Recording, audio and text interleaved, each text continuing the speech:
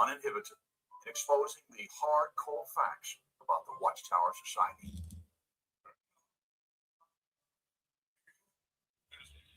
Well, hello everyone, and welcome in to the 6 screens of the Watchtower conference call programs. Well, tonight we have got Dick and Constance Borghi exposing the Watchtower. Well, my name's Rick Farrer, and I'm here in Massachusetts at the control panel. And friends, I have to tell you, there is so much to talk about when it comes to Watchtower organization. They are one of the most destructive and dangerous organizations on the planet. And every Saturday night for the last 20 years, really, we have been experiencing people coming in from all over the world to talk about their trek in the Watchtower. So let's bring Dick and Constance on right now and say hello to them. Hello, Dick. Hello, Constance. Rick.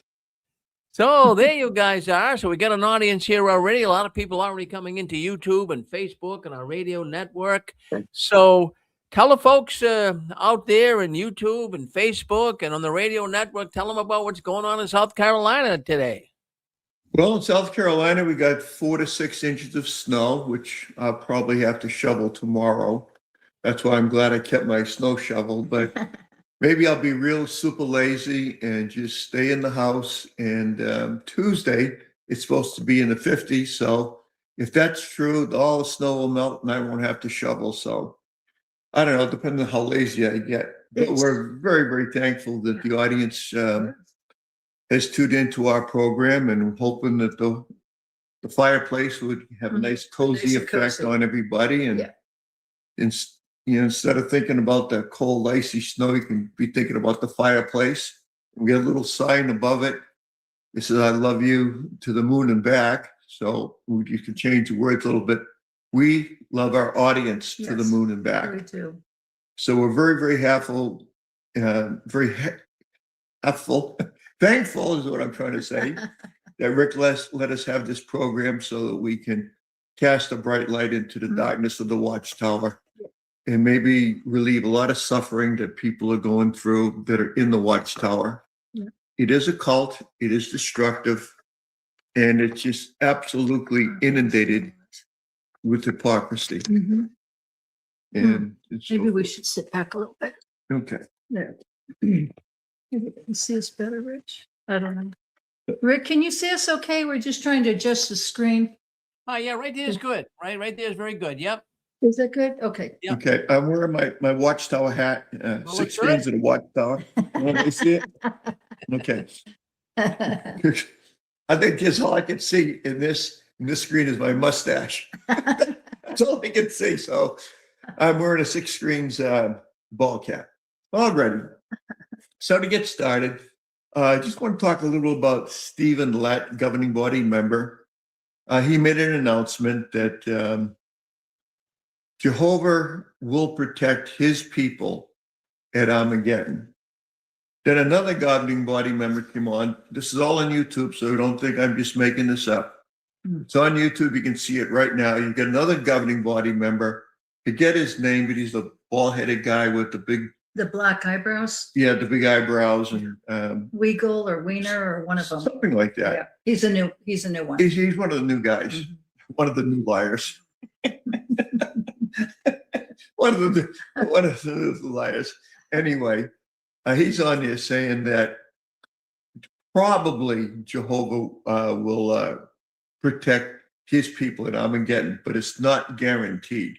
So you get 2 governing body members saying just about the same, saying one will say Jehovah will protect you, and the other is saying Jehovah won't protect you. So where the truth lies is anybody's guess.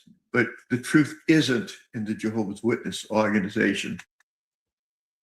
When I was a JW, everything that we studied pointed towards Paradise Earth. That's all we talked about. Armageddon, Paradise Earth, petting the lions, and the fruit would be beautiful and the vegetation would be great, and it was going to be absolutely wonderful.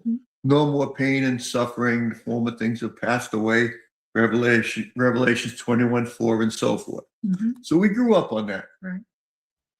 Well, Now they've switched because they can't push the narrative any longer. Armageddon's around the corner. Although Stephen Lett did a video, it's still on YouTube, saying we're in the last days of this wicked system of things. Then it's the last hours of this wicked system of things. Now it's the last seconds of the last minutes of the last seconds. You've heard it before. Mhm. All over again. This is what he's preaching. But is that what the Watchtower is now preaching? No, they're not. They're saying that it probably won't happen in your lifetime. Mhm. And to prove it, they've got construction sites costing billions of dollars of your donated money. And that building site won't be completed till 2030. And they plan on using that building for decades after that. Mhm. So does that sound like to you, the audience, does that sound like we're living in the last seconds? Or does it sound like, they're going to be making adjustments to their theology and what they've taught? Now, they can't turn around and say, we were wrong about this or we were wrong about that, because then there'll be a mass exodus. So it's like that frog in the pot. Right. You put him in lukewarm water, he doesn't jump out. And gradually you change the theology. They're really experts, with semantics, Mhm. And what things mean and what they say. They're hoping that people will forget what happened in 1975 Mhm. because, Or that they weren't born. yeah, They have no clue. that's right. So they're changing from being very optimistic about paradise earth and how wonderful it's going to be. Now they can't beat that drum any longer because Right. people are deaf to it. So what they've changed to is survival at Armageddon, that the government is going to turn on them. They're going to put bayonets on their rifles. They're going to charge into their houses, and they're going to be hiding in the cellar, hiding in the attics, and that they have to stay close to Jehovah's organization Right. in order to survive. Right. So they've gone from the very positive paradise earth to surviving. To being loyal to the Yeah, organization, But 100%. I just want these people to stay in, keep sending your contributions, quit, keep going to quick bills Mhm. so they can sell off more Kingdom Halls. It's weird, Get more they money. sell off 2 Kingdom Halls and then they build another one. So it's weird the way they do it, and people aren't catching on. But thank God for like Rick Farron and John Ledger and our friend up in Canada, Fern. Yeah, right. Yeah. And many more. Yeah. I haven't. Those two kind of stand out in my mind, especially John Ledger. If you have any doubts about what we're saying, we're kind of like, you tell us how you feel. That's kind of what Six Screens is about. It's an interaction between the audience and the hosts. Mhm.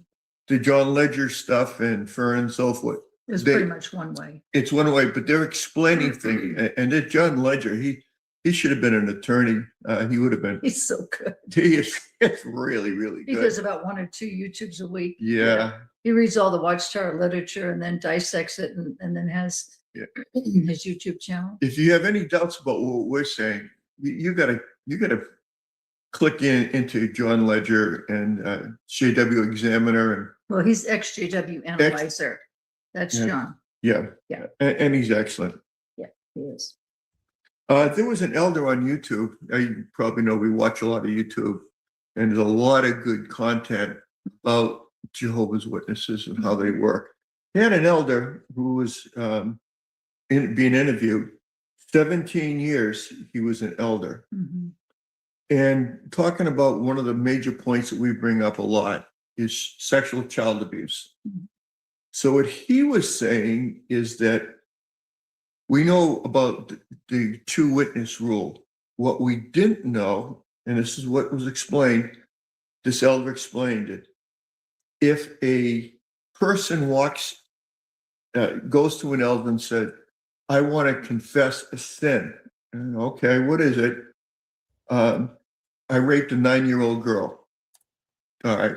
It's sad. It's pathetic. It's wrong. It's immoral. It's perverted. Okay. He tells the elder, the judicial committee. Mhm. According to this elder who was in for 17 years, who sat on one of these committees, Three of them. three of them, Three of them. he said, we couldn't disfellowship him because of the 2-witness rule. Right. There was no two witnesses. Yeah, to so verify. evidently that 12-year-old girl was not in the congregation, maybe a relative in another state. I don't know. The video doesn't say, Mhm. but they could disfellowship him for raping a 9-year-old girl, even though he confessed it. That's according, and this is current on YouTube right now. You can see it for yourself. We don't make this stuff up. Sometimes we get accused of that, but we don't. No, we don't. And why I find that to be interesting is that I confessed, most everybody knows this, unless we have some really new people. I confessed to immorality in the late 80s. I confessed. Well, they disfellowshipped me because I told the elders I committed adultery. Okay, I did it. And they didn't say, well, who else saw it? Mhm. Do you have another witness to it? I couldn't even remember the woman I did it with, a fling. So they didn't ask for, like, what are the two witnesses, is No. what they're saying. No, they disfellowshipped me just on my admission that I did this. So the two witness rule seems like it only applies in certain situations, huh? Especially with child sexual abuse. Well, Joe Dyer said it the best. Mm.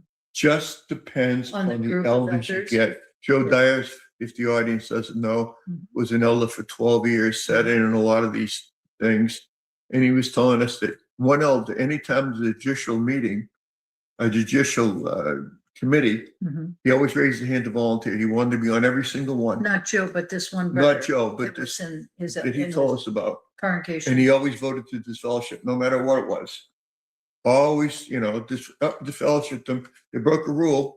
He's on a power trip. Yeah, he wanted to be. And Joe was a JW for 49 years and an elder for 12 or 13 years. Mhm, We've had him on as a guest a couple of times. mhm. Yeah. So Joe basically said it depends on the group of elders that you have in your congregation. Well, it does. And, I've mentioned it a few times. That's really important for people to hear that, Rick or Rich. Well, Yeah. they write a book, Mhm. Shepherding the Flock book. Mhm. It changes every couple of years. You have a guideline for judicial things. It's called the Bible, Mhm. but they write their own Bible. Mhm. Yeah, and it has precedence over the Bible. It's there. The New World Translation It is has. what you're saying? Yeah, it Yeah. does. It has. It does. It. And it was like, if the Bible says something, well, see this book, Shepherding the Flock. Oh, this is- shepherding the This flock. is what we're going by, Right. especially when it comes to judicial stuff. Well, it's all about rules and regulations and policies and procedures. That's what it is for the elders. It is, and it's about politics too. It's politics. Sure. It is. If an elder says to the body of elders, listen, brothers, I've been carrying this thing with me for 5 or 6 years now. I cheated on my wife 6 years ago. Well, you did. Well, we're certainly not going to disfellowship you because you're an elder. And if it's been more than 5 years ago and you still had the respect of the congregation, well, you know what? Shh, don't tell anybody. Because one of the questions, anytime you get involved with anything's judicial, Mhm. first question I ask you, who knows Knows about it? Right. Right? Because it's all about image. All about image. Watchtower is all Exactly. about image. You realize Exactly that, about whatever image. you're in. Yeah. Mhm. Yeah, and who else knows about it? And if other people know about it, Mhm. then that's a serious problem. But if they don't in this situation, Rich, that you're talking about, Mhm. and he's an elder, right? And it's after a certain period of time, then the elders sort of sweep it under the carpet, It- right? it can Do you be. want to finish If that? you, yeah, if you still have the respect to the congregation. Yeah. Well, how do you judge that? Is a barometer that you can use? Is there some kind of instrument you hold up in the air and say, does brother so-and-so have the respect to the congregation? And there's a meter, a needle or something. That's crazy. It's ludicrous. I mean, if the congregation knew that this brother was sitting in on judicial meetings and disfellowshipping people for adultery when he himself was an adulterer, Oh, yeah. I don't think they would have respect for him. Yeah. So, Yeah. I mean, Joe that's, had that going on in his congregation at Yeah, the time. Remember that's that? right. And Yep. then shortly thereafter, that brother who was on the judicial committee meeting, slamming down the hammer, like maybe about a month, 2 months, 3 months, maybe at most, Mhm. then it was revealed with his sin, and then he was disfellowshipped. But in the meantime, he was judging everybody else, acting like he was self-righteous. So what I would say to anybody in the audience is, if you've sinned and you're an active JW, PMO, as we might say, Physically Do and not- mentally out. Chemo? yes, Uh-huh. do not take your sins to the elders. Take it to Jesus. Pray to him. Pray to our Heavenly Father. Ask for the blood of Jesus to be poured all over you. Confess your sins and do your best not to reoffend. Right. If you go to the elders, they will ruin your life. I never thought that my elders would disfellowship me, because I confessed, but they did, and it was all political. I didn't want to be an elder. I stepped down from ministerial servant, and I was complaining about a lot of things in the congregation. Yeah. And I was also complaining about being swindled out of $40,000, which is a lot of money back then. There were a lot of different issues going on. A lot of Rich. different issues. Yeah. And instead of, I became a pariah in the congregation, at least to the elders, to the elder body And the circuit overseer. and the circuit overseer. So, They don't want you to speak up. they don't want you to complain about other elders. They don't want you to complain about what I saw was a lot of unfair things in the congregation. Or financial things, financial situations where brothers borrow money Yeah. and then they don't pay it back. And, you were directly affected by that. And Rich had 2 mortgages to have to deal with. And he kept talking to the elders and saying, I want to speak to the circuit overseer. They didn't want to hear it. They did not want to hear it. You almost lost both homes. Yep. And you had 2 boys and a wife to support, Mhm. and they really didn't care. No, they don't. Mhm. The one thing, it's a hard pill to swallow, but it's a pill that you're going to have to swallow. The governing body doesn't give a damn about you. Not a single thing about you. They don't care about fairness. They don't care about honesty. They care about 2 things: making money, having you build kingdom halls, and having them sell off 2 or 3 kingdom halls while you're building one. Mhm. They care about the money, and And all the free labor, Rich. all the free labor. And you know Everything. what? Even the meetings, even the talks, going out in service, all the responsibility the elders have and everything. They really don't care about people. There's so much perversion in that organization. Mm. And if you're a pedophile, what better place to go? Most of the audience knows I used to study the Bible with the elders asked me to study the Bible because I was pioneering at the time with this young man. And he told me that he was a pedophile. I didn't really know what a pedophile was till much later. This was probably like in the 70s, Rich, or would you say the 80s? Yeah, in the 80s. In the 80s. In the 80s. So you had your 2 boys at I that had time. my 2 boys, and Mhm. And pedophilia wasn't something that, I didn't know what it was. in the organization back then. No, I asked an older brother, as a matter of fact. So I think because it was pronounced pedophile. Like the Yeah. Europeans. The Europeans So they pronounce say. it that way, and pedophile. So the guy that pees his pants, or he's incontinent, he can't control his bladder, or whatever, So I had the wife put a towel down on all the chairs, and so the crushed velvet seats that we had wouldn't get destroyed. But anyway, he told me that pedophiles, they know who each other are, whether it's they go to places and they meet up, Wow. or they have signals they give each other, kind of like Wow. the Mormons and stuff. Oh, you're talking about the Freemasons. Freemasons, the Freemasons, that type of deal.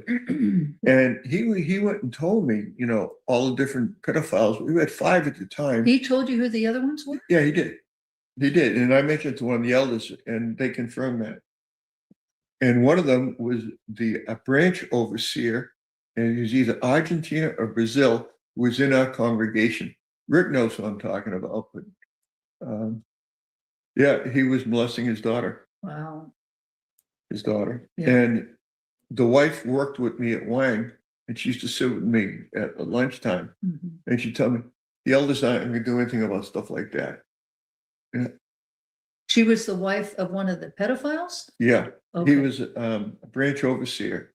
The number one guy in either Argentina or Brazil, one of those South American countries. So in Watchtower world, she was very elite and he was very elite, right? As far as status. Yeah. Well, he did get this fellowship. Well, but it wasn't for that. It was for other stuff. Wow. But And she stayed married to him? As far as you know? No, they divorced. Mm-hmm. Yeah. I I don't know really honestly how any wife could stay married to someone who's a pedophile. Yeah. I mean, you're just as sick as he is to be with him. For sure. Yeah. But the point, I was leading to a point. The point was, if you are a pedophile, what better place to go and look for victims at the Kingdom Hall? Because everybody thinks, especially if you have a position like elder or servant, oh, these positions were made by Holy Spirit, and the Holy Spirit would never appoint a pedophile. Well, you know what? We're finding out today that that's certainly not true. There's a lot of elders who are pedophiles. Not all. Look in not all. Pennsylvania. It's not hard to be an elder or a servant. You don't have to get college credits. You don't have to pass exams. Well, there's no background check. There's no background check. No background check. So, to be an elder. What I was going to say for people who are new that are listening, welcome to our show. But I was going to say that you could go on a website called Silent Lambs, plural, .com. It's Bill Bowen. He was an elder in Kentucky. And you go on his website. Hopefully it's still up and running. I hope so. And he has a list of the different pedophiles and their jail sentence or their prison sentence, I should say. They didn't just go to jail. They went to prison. And it even has some of their pictures and gives background information on who they are. You'd be shocked. And why it's so prevalent among the JWs also, Rich, that there's no background check. Yeah. But that's a real no-no. Because whenever you're around children and families, you should have a background check. But the other thing too, I was going to say, is the witnesses are very naive and they use the Bible as, well, this is God's spoken word and we're just so puritanical. We're just so theocratic, but we have God's Holy Spirit. Nothing like that could ever happen in Jehovah's house. Well, it's not only among the witnesses, but it's among the boys club, Girls Scouts. Yeah. I mean, anytime Little League Baseball. Oh my gosh, Mormons. I mean, it's very, very prevalent. But our attention is among the JWs. Well, they hush it up. No, I agree. That makes it worse. They're very. The problem with the structure. The problem with the structure, and I think any born-in will back me up on this one. They dress us up like we're little adults. And they have no Sunday school with a licensed, bonded, background check person to run the Sunday school. Right. So from the time we're born, we're in a kingdom hall with adults dressed like little adults. We're not given the respect we should be given as little children. We're expected to be at an adult level. And even those of us that are gifted, we were still children. So that's part of what it makes it so easy for the criminals. And then they recruit that. within the prisons. Oh, yeah, definitely, Pixie. Yeah, I like that, because you were born in. Yeah, it's very That's a true. really good It point. is a good point. They recruit out of the prisons. And it's, it's quite a setup. You're, let's say a ministerial servant goes into a prison, he gets credentials, he gets to study with somebody. Now, this guy's coming up for parole in a year or two. So what does he tell the parole board? I found Jesus, or I found Jehovah. I've cleaned up my act. I'm going to be a real spiritual person. I'm going to be wonderful. In prison, we all know what happens in prison. Men have sex with men. It's just the way it is. That's a given. When you go into prison as a heterosexual, you're going to come out probably bisexual or homo. That's probably what's going to happen. And you go into a congregation, and you're in a car group. You might say, "Well, I'm going to have some of the young boys, the young people over to my house for a cookout, a get together, go camping, something like that." And then the pedophile, he can't control himself, and they're in there. So if you are a pedophile, the easiest hunting ground would be Jehovah's Witnesses, because if you get caught, you won't be turned into the police. Now, if you get caught, and I know the Protestants, that they have churches and so forth, and they have youth groups and so forth. If you get caught as a Protestant, as a minister catches you fondling little boys or little girls that are doing something immoral, you're going to turn you over to the police. Right. So That's exactly right. if you're a JW, what the heck? You're going to get by the parole board. You found Jesus. You're going to go to a congregation. If you get caught doing something wrong, you're not going to get turned into the police. There have to be two witnesses. Yeah. People who are not witnesses listening. Right. You have to, but you can get away with stuff. Well, and not only that, Rich, but then the thing is, when you have a pedophile, first of all, they're grooming these children, right? Mm-hmm. They're grooming their trust, maybe the parents' trust, maybe it's a sleepover, maybe it's just going out in service with them, whatever. But the thing is that they groom them first. And the two witnesses, you have to have two witnesses. Well, there's not going to be two witnesses. It's going to be the pedophile and it's going to be the victim. Mm-hmm. So the victim is just one witness, and that's it. You don't have a third person watching the interaction that's going on. So that's where Watchtower really utilizes that scripture in Deuteronomy, but they twist it. It has nothing to do with that. It has nothing to do with child sexual abuse whatsoever. And that's Watchtower's, you might sort of say that expression, get out of jail card. Right. So that the pedophiles can just not be caught, number one. So the other issue is, with other organizations, that would be turned over to the police authorities. But Watchtower doesn't do that. What they do is they have a blue envelope, the elders do, and they submit that information about the person who was accused, of sexually abusing the child, someone in the congregation. And anyway, it's sent confidentially in a blue envelope, and then it's submitted to the legal department of Watchtower back in New York. And then the attorneys go over it and they determine whether or not, what the results of that going to be. The majority of the times they are not given instructions to report this to the authorities. They are not. Now, sometimes it depends on what state that you're in, if the state requires it, but legally it should be reported, because what happens is you go door to door. Okay, if you don't say anything to anybody in the community and you go door to door and you've got a pedophile at your door, well, that person, can be definitely grooming any of the children that are out in the community when they go door to door. I mean, they're pedophiles. They don't care if they're witnesses or not witnesses. They're out there to have sex with children. So these people are extremely dangerous. And Watchtower really sweeps it under the rug with their 2-witness rule. And that's why so many of us are advocates for children. It's all about image. It's all Image. about protecting Watchtower's image. You know, it's crazy. One of the reasons that I confessed adultery back in the late 80s was because I have a question here. This is Donald from Texas here. What go ahead, about Don. pedophiles who've already been to prison and they've come out? And you know, they have to register as a sex offender wherever they live, right? They're not allowed to be around children, they're not allowed to be anywhere near schools and stuff like that. So why don't the elders of these kingdom halls go on these websites that list these pedophiles on there and say, hey, we got a pedophile as one of our members, and we have children. We need to get this person out of here or away from these children because they're not allowed to be around kids.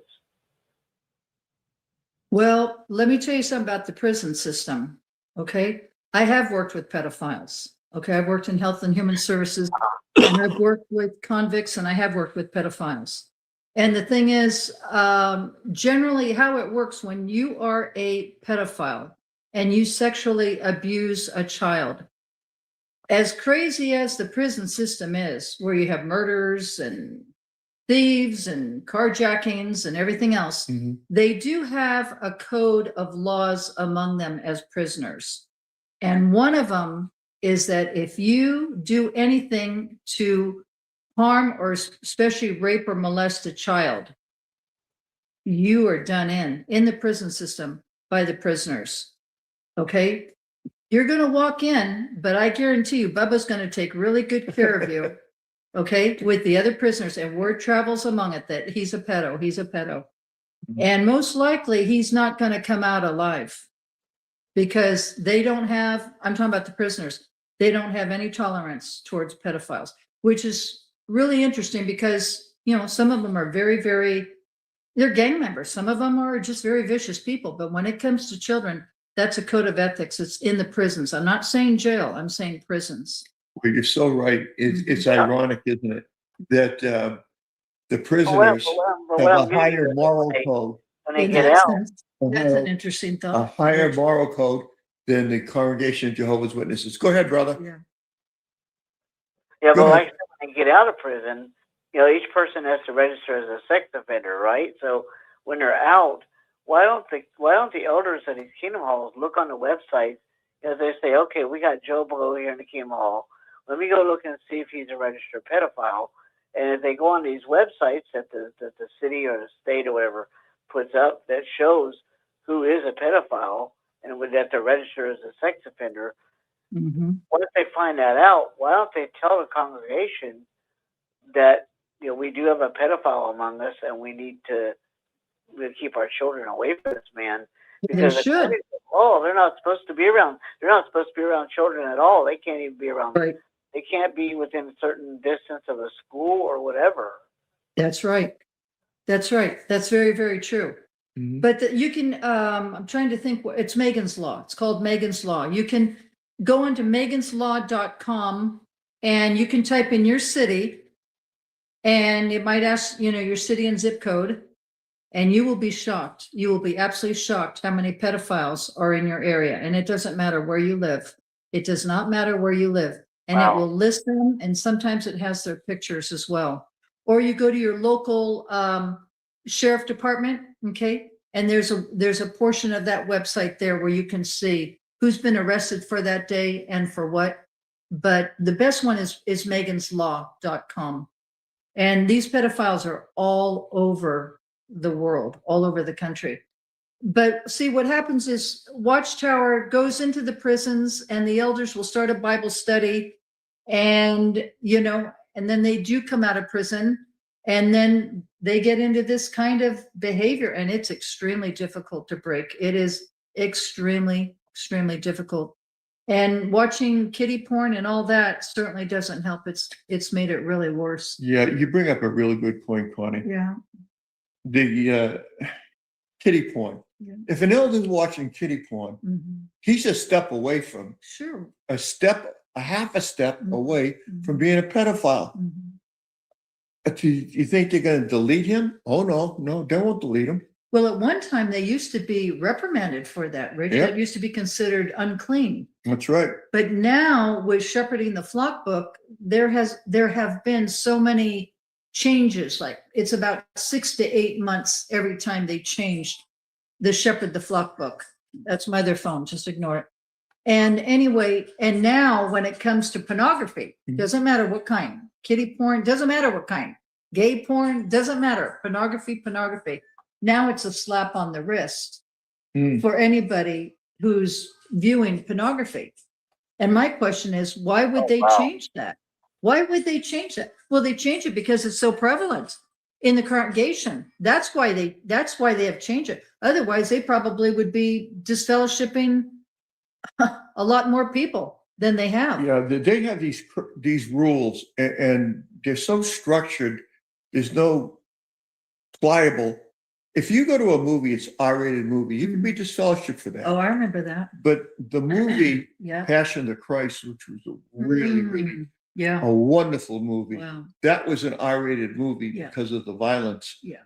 Of Jesus Being whipped and scourged, Yeah, it and was very hard to and the see. crucifixion, the blood. I mean, it was wow. Yeah.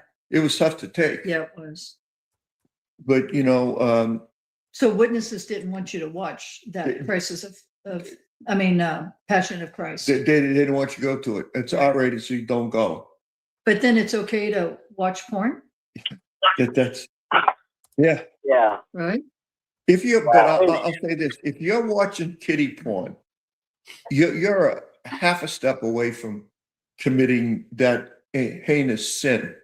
You certainly are. Well, because like Proverbs says, as a man thinketh, he is. That's right. So in other words, you feed your mind, whatever you feed your mind, whether they're positive, loving thoughts, that's who you become. If it's something degenerate, perverted, very unclean, people act on, it starts all on your mind. It all starts on your mind, how you think. But when you mentioned the violence about the Passion of the Christ, but then they bring about the Armageddon stuff, and children get nightmares from the Armageddon. Oh, yeah, big time. Good point. Joe did, still does. He's a grown man. And, people that are born in, even Pixie had mentioned that, as children, looking at the book, I guess it was Paradise Book or whatever, with all the pictures of Armageddon and the flames and the fire and people are screaming and so forth. Yeah, that plays on a child's psyche for years and years until Adults too. Yeah. Because you just mentioned Joe Dyer. Yeah, he's a very manly man. Yeah. He was a correctional officer in prisons. He was a cop, sheriff, fireman. Yeah. I mean, he's as manly as you can get. Yeah.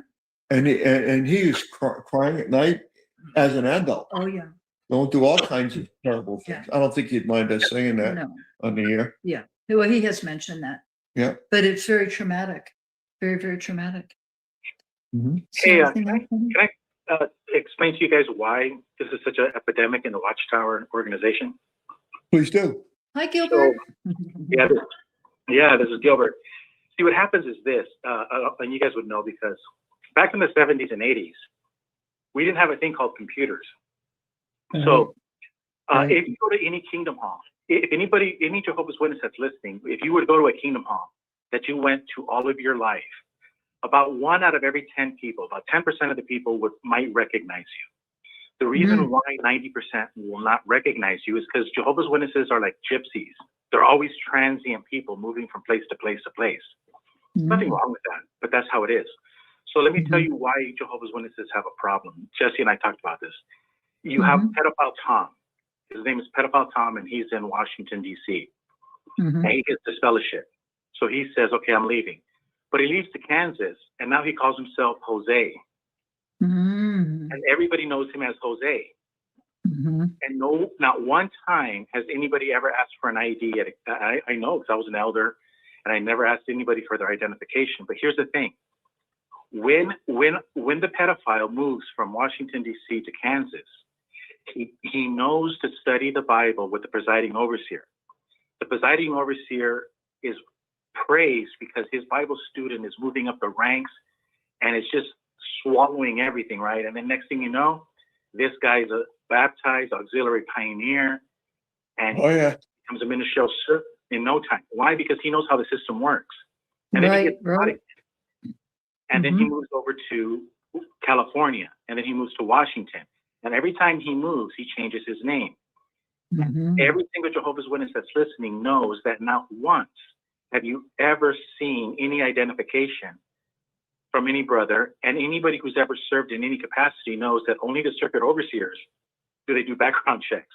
But Watchtower never does a background check on you. They never have. Well, and so it is a pedophile's paradise. The way the Jehovah's Witness religion is run. I mean, you can go to any HOA. Unfortunately, I live in an HOA center, and they're like little HOA Nazis, right? But you don't have any kind of scrutiny in the Jehovah's Witness religion. And it's that level of non-scrutiny by design that's allowed these people to flourish in their organization. Well, yeah, excellent point. Excellent point, Gilbert. IDs.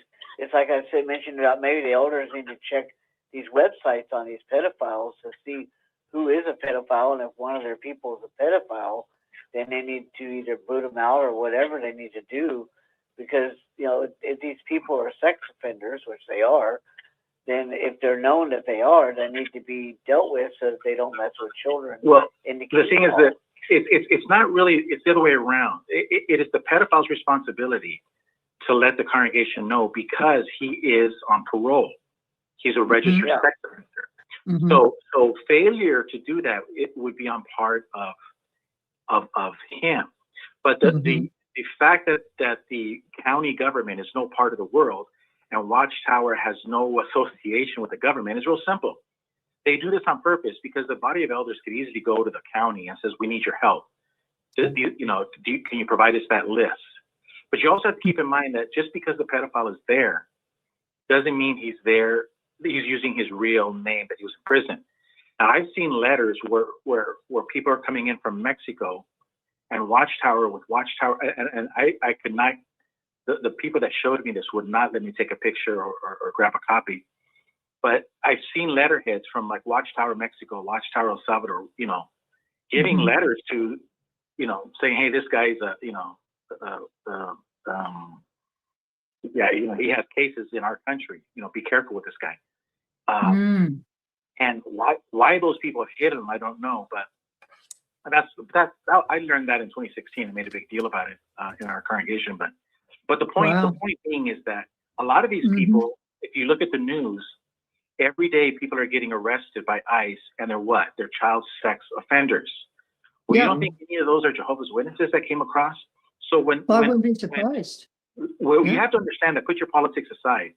The president of the United States is telling you the truth. If you are a president of a country, and you have, say, 100,000 people that you have to feed in a prison, and you have an opportunity to just let them all go illegally into the United States, imagine the amount of money that you would save as a country to just get rid of your prisoners. Oh my gosh! And everybody knows MS-13. Everybody knows this in the 70s that Cuba did this all the time.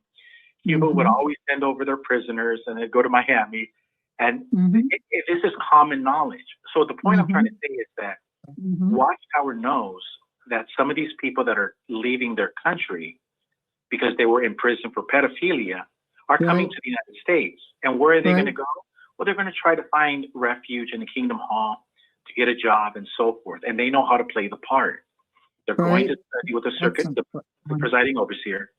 That way they can move up in the ranks and get a little bit of credibility in the congregation. Now, whether or not used or not, I'm not saying that. But what I'm trying to say is that it doesn't take rocket science. I always tease, I'm GG for GB, running for governing body. It doesn't take rocket science to figure this stuff out. If you really do love the people, if you love your congregation, if you love your religion, I mean, just a person with a basic education of common sense. Not even, you don't have to go to college to learn this. This is just street knowledge. Yeah. And so Watchtower deliberately turns a blind eye. And It does. and I have my reasons, but it's all speculation. But I know years ago, my dad used to work.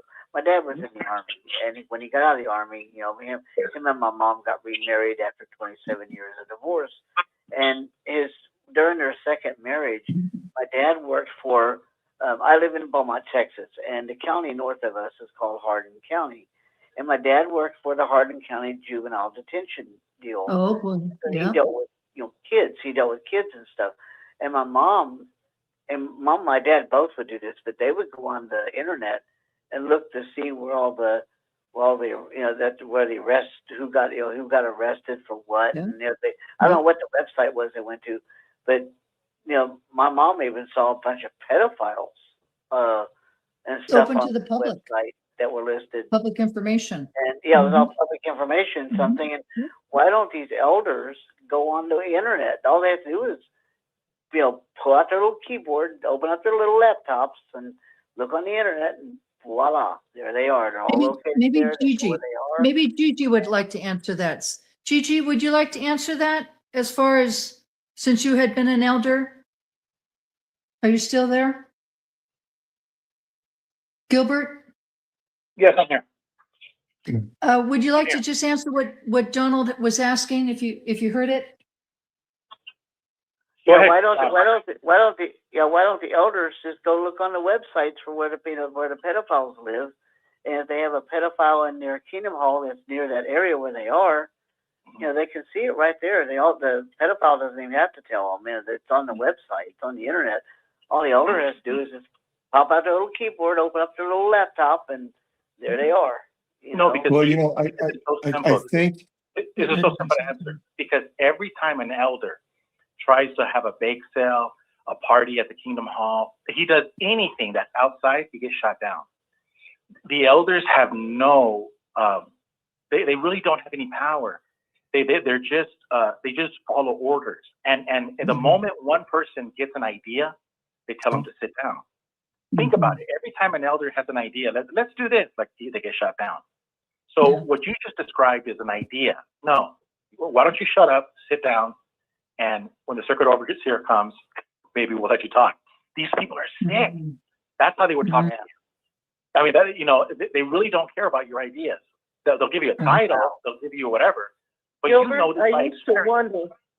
That's very I interesting. used to wonder, and I really didn't believe in a devil, even as a born-in witness kid. But after looking at those famous files yesterday and today, I think the whole world is lying in the power of the wicked one. Correct. And I'm going to prove to you, look at, what we're coming to find out is everybody in Washington, D.C. is connected to the Epstein files. And everybody in Washington, D.C. does drugs in government. Because why? All of the people in power do not have to take drug tests. But I do. Because when I deliver oxycodone to a hospital, they made sure I have no history of anything. The Jehovah's Witnesses do not have their elders take a piss in a cup. They don't even know if their name is John Smith. They don't have a fingerprint on any elder.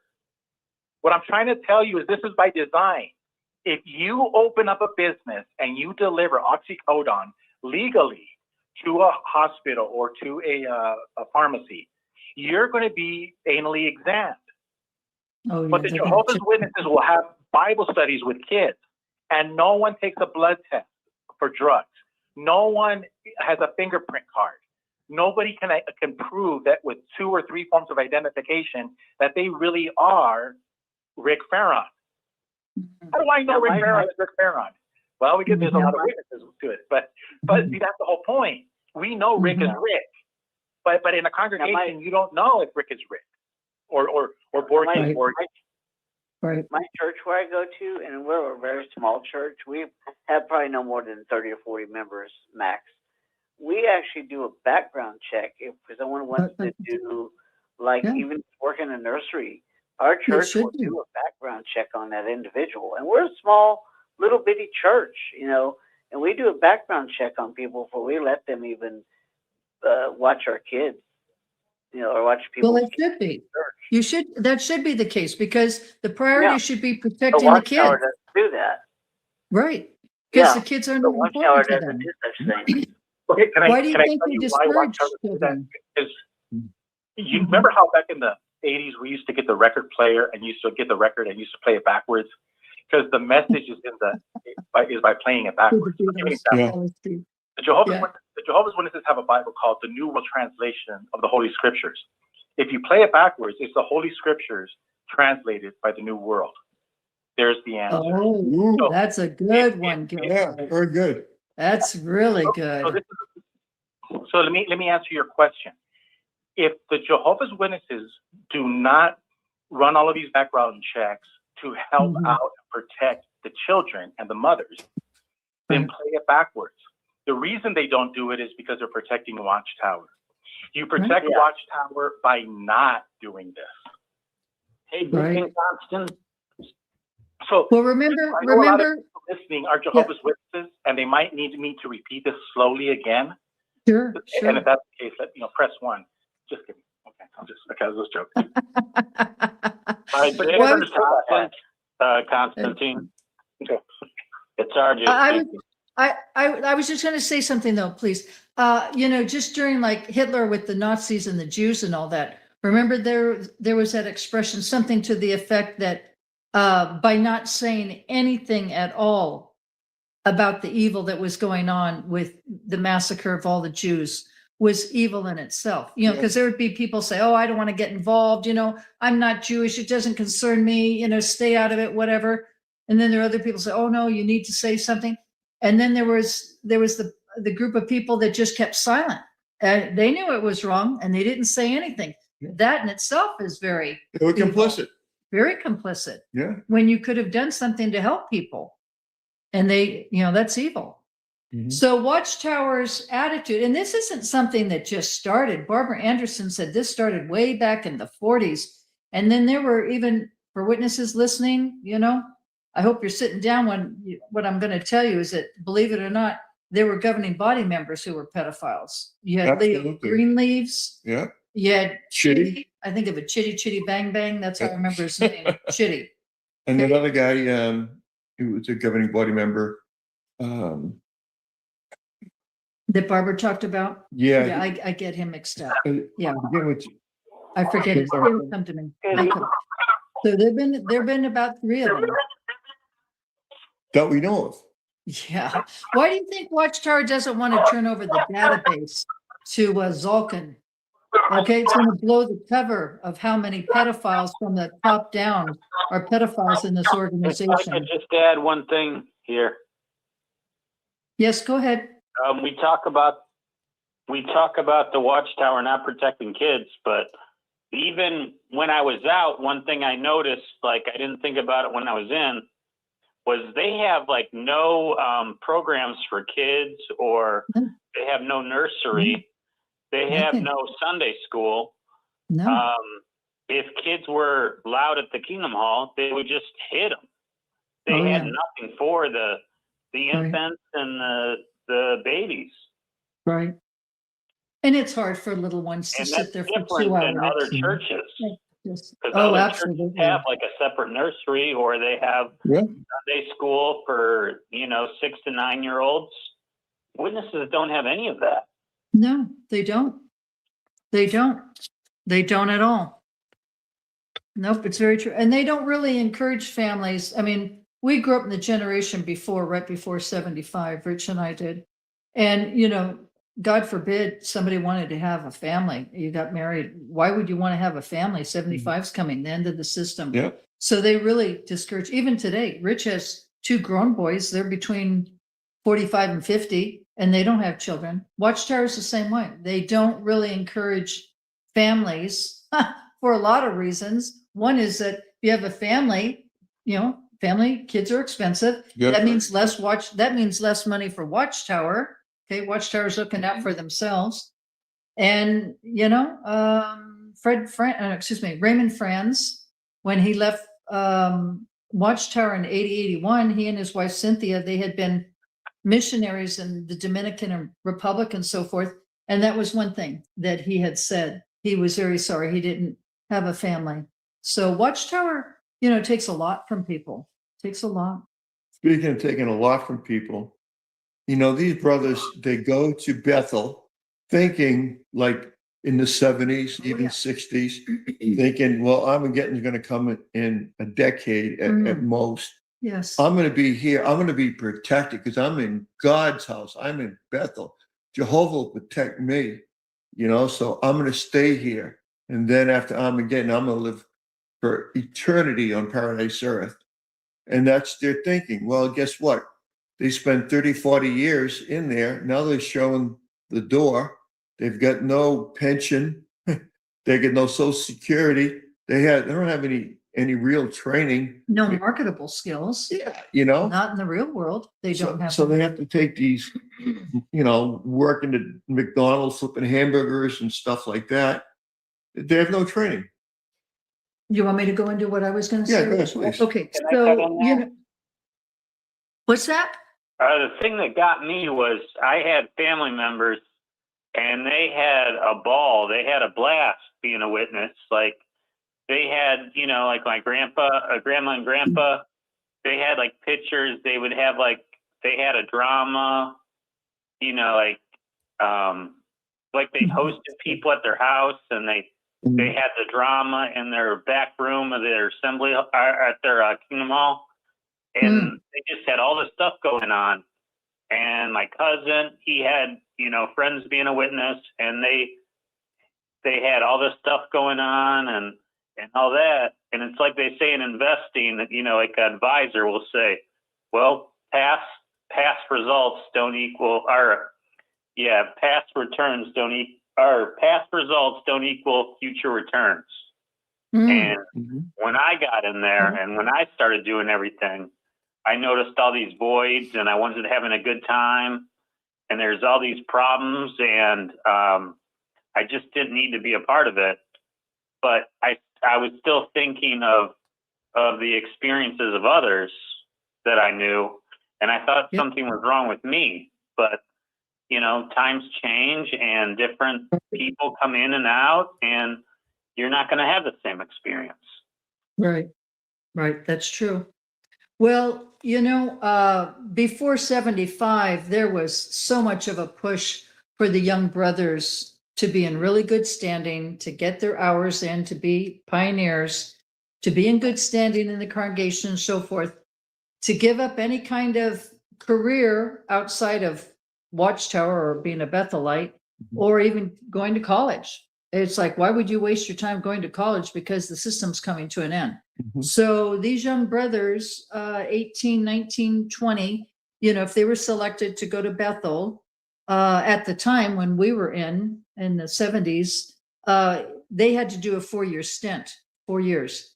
And I've always said, I knew a few brothers in my congregation, and when they came back, they never really said anything about how wonderful their experience was at Bethel. So that was sort of interesting. But what I wanted to bring out, which Rich just tied in, so they give up everything. They start, say, basically at the age of 20. And there were some that, did this volunteer work for 10, 20, 30, 40, 50, 60 years. But what I was going to say is then Watchtower had many of these people leave. Okay, they downsized, and now there's some of them were commuter. That's another experience. Commuter Bethelites, where they just went in and out, commuted. They weren't living there. But this is the point that I really wanted to bring up. I was looking at Reddit, and you can check this out for yourself. This was just a couple of days ago. And the topic was the brothers and sisters and the elders that are in their mid to late 50s who never put in anything into a pension because they were at Bethel, or, they're regular pioneers, regular pioneers for many years. And now they're telling themselves, what are they going to do in their old age now? Okay. When you get to like your mid 40s, that's midlife. A lot of people have a midlife crisis. It's really true. It doesn't matter if it's a man or a woman, they have a midlife crisis. And you start to realize, oh my gosh, and then you hit 50 and it's like, wow, I've been on this earth for half a century. Time is going by so darn fast.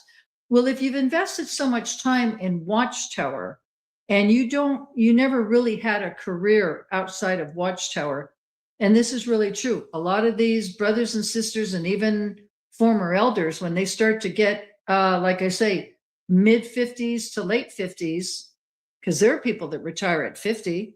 There are people that retire at 55. There are people retire at 60, 62, 65. Okay.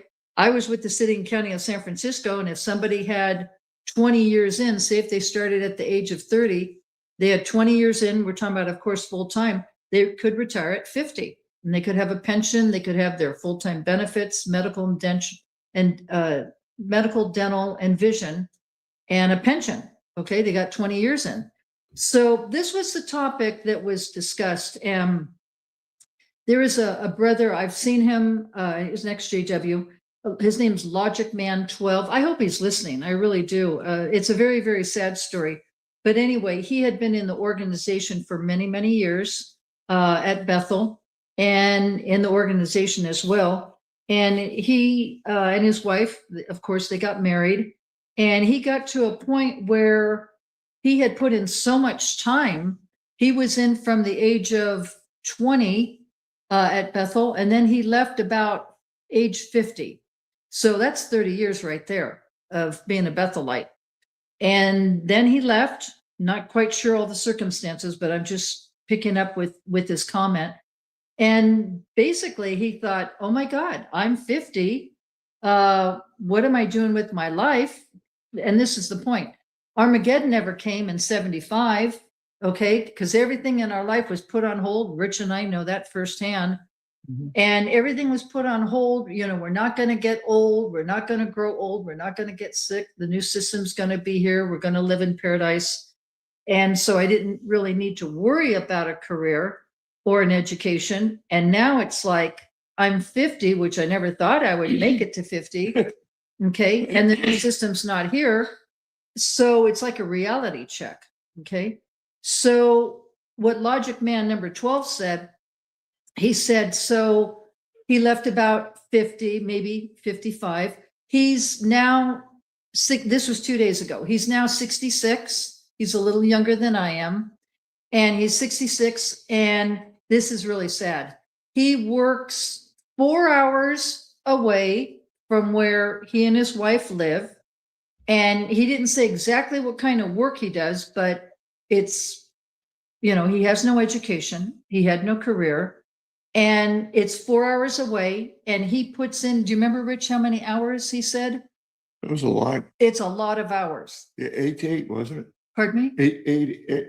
8 a.m. to 8 p.m. Oh, yeah, right. It was 8 12 hours a a.m. day? Yeah, 8 a.m. to 8 p.m. So he's working 12-hour days. And I remember seeing a couple months ago, he works 6 days a week. So that's Monday through Saturday inclusive. He only has 1 day off. And, you can't afford to commute back and forth because there goes your income because of gasoline.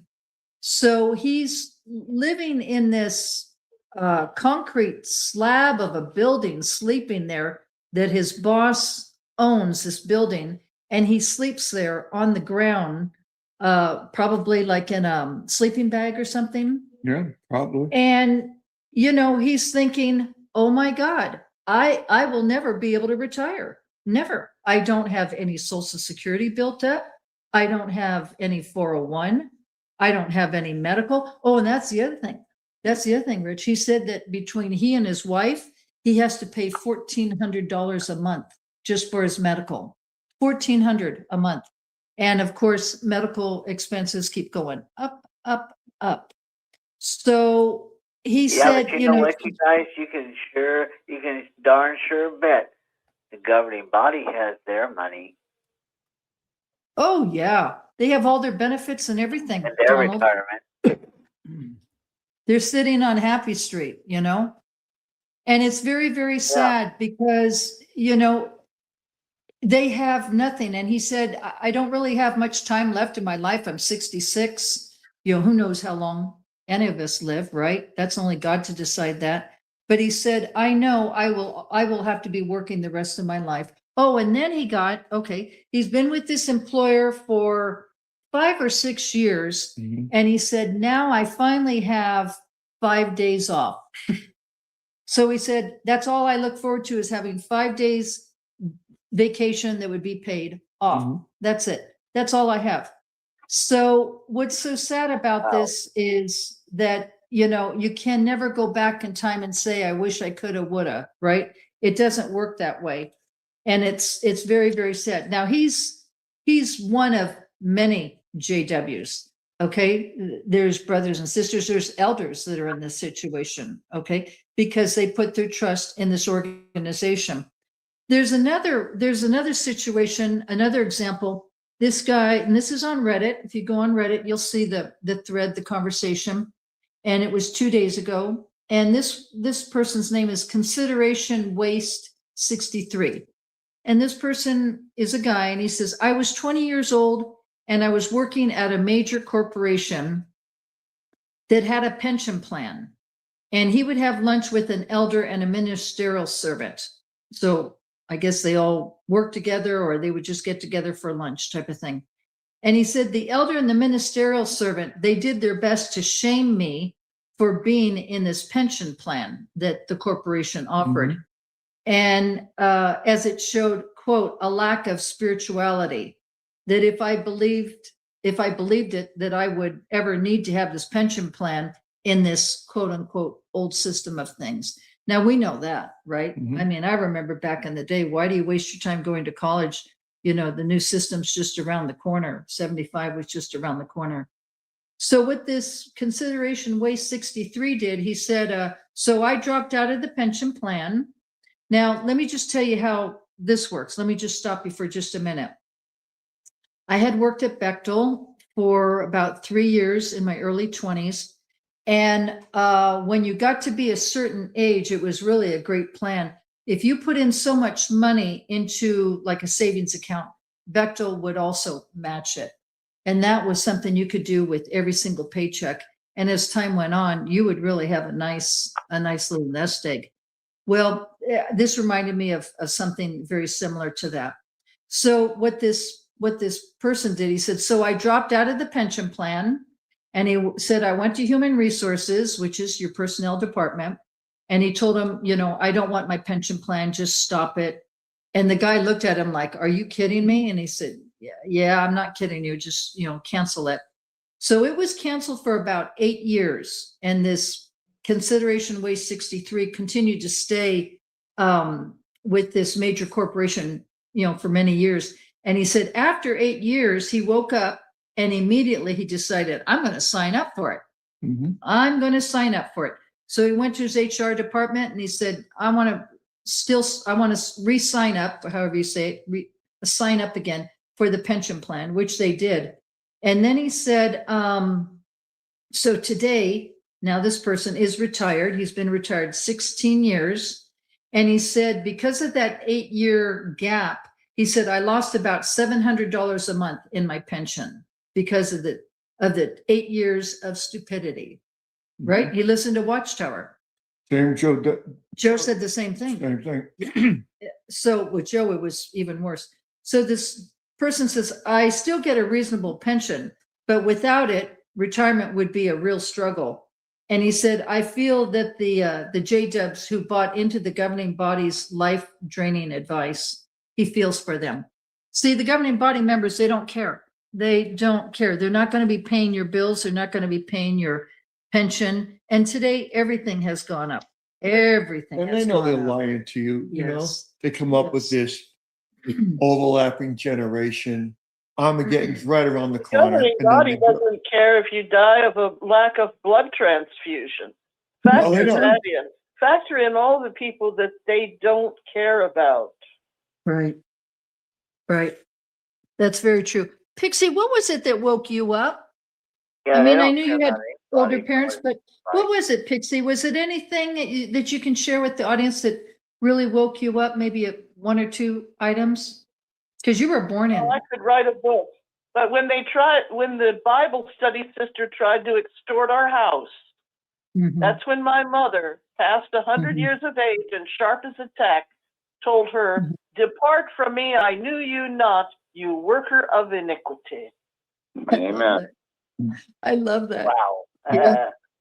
I love that, Pixie. That's awesome. Yeah, they're very greedy. It doesn't matter. Yeah, they do go after the elderly people too. You've Mhm. always talked about that, Yeah. Rich. So, Senile, people like or if they that. have dementia or Alzheimer's, oh my God, just sign right here. Yeah, What am I you're giving the signing? money to Jehovah's organization. Mhm. And guys like Jeffrey Jackson's driving a Bentley, and they're all driving expensive cars, living really, really well. Mhm. That's where the money's going. And it's also not going to the black hole called worldwide witnessing work. Oh, yeah. It's going to pay off pedophilia Well, the lawsuits, convictions. huh, Rich? The Lawsuits, that's Well, where the money's going. Yeah. They're Yes. still taking care of tight pants Tony. Oh, yeah. Yeah, they were smart. Hey, You remember him? If the world Yeah. The gets Hawaiian canceled, brother. why are they still building on Ramapo? What's going to happen when the world ends? There's not going to be anybody left to build Ramapo. Yeah. Mhm. Yeah. Hey, you know what, we're all going to be able to joyfully witness the tower crumble because, the Norway hearing, that's the last stop. That's coming Oh, up. that's Yeah. in the fifth. Yeah, let's hold back and pay attention and just watch in glee as this nasty, evil tower of Satan crumbles. Yeah. That'll be the first domino to fall. Mhm. And that'll be on the 5th of next month, right around the corner. 5th of February. Yeah, February 5th. Mhm. That's when they have it. That's right. And if that falls, Fifth all the Scandinavian countries will probably follow their lead. Yeah. And Yeah. then it'll be a domino thing. And you know what's going to happen after every one of these governing body liars, professional con men, Mhm. they've got a place to go. They've got, I don't know, it's Argentina, just like the Nazis, when they were losing World War II, the rats left the ship and they had other places, other identities that they took over. Mhm. And, they found them in Argentina and Oh, yeah. Brazil and so Oh, forth. yeah. Yeah. And I'll bet you anything. I'd stake my life on it. That they know it's coming. I mean, that they can see they're holding on for dear life, but all the pedophilia, all the lawsuits, the internet, all that stuff is showing the Watchtower up to be filthy, stinking, rotten liars, hypocrites. Yep. And it is showing them up. And they've actually said at one time, if the Watchtower falls, it'll be because of the apostates. They've actually said that. But I can I'll bet my life on it that they have money stashed away in some bank in Brazil or Argentina, Switzerland, Rich. or Switzerland, Yeah. and they're going to change their identity because they have the money to do it. Yeah. And when you go looking for them, they're not going to be around Mhm. because when the Watchtower falls, it's going to fall fast. And right now, it's standing on one leg. Go ahead, Like brother. insurance companies, Rich, they'll rename themselves and take off with the money, and they don't update the prior policy holders. And guess what? Oops.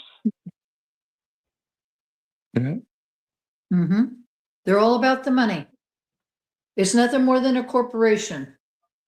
And we're really trying to do our best Well, to like I expose always them say, because you guys, people are wasting their time. They're wasting their time being a part of this corporation. Yeah, like I Yep. said, you guys have heard me say it before. That organization is Satan's excrement. Oh, Yeah. yeah, It is. definitely. Definitely. There's no genuine love or God there. You won't ever find it in this organization. Just so many lies. If you pick up the Truth book, Mhm. The Truth that Leads to Eternal Life, the little blue one that came out in 1966, they never mentioned the word disfellowshipping at all, Or disassociation. or right? disassociation. None Either of one. that. Or shunning. They're shunning. None of that. We They both say- studied that book. They say if you find yourself in some kind of distress because of a sin, you can you can be your choice. Go to the elders and they'll comfort you and they'll set you straight.